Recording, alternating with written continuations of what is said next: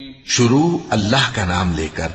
جو بڑا مہربان نہایت رحم والا ہے۔ سب تعریف اللہ ہی کو ہے جس نے اپنے محبوب بندے محمد صلی اللہ علیہ وآلہ وسلم پر یہ کتاب نازل کی اور اس میں کسی طرح کی کجی اور پیچیدگی نہ رکھی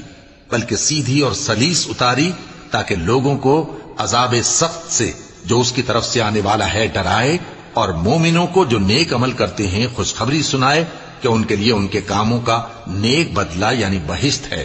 جس میں وہ ہمیشہ رہیں گے، اور ان لوگوں کو بھی ڈرائے جو کہتے ہیں کہ اللہ نے کسی کو بیٹا بنا لیا ہے۔ ان کو اس بات کا کچھ بھی علم نہیں اور نہ ان کے باپ دادا ہی کو تھا۔ یہ بڑی سخت بات ہے جو ان کے منہ سے نکلتی ہے،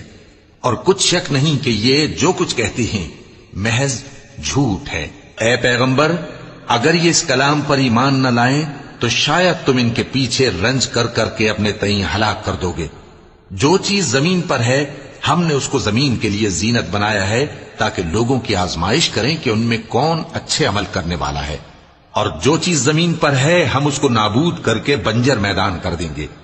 کیا تم خیال کرتے ہو کہ غار اور لوح والے ہماری نشانیوں میں سے عجیب تھے؟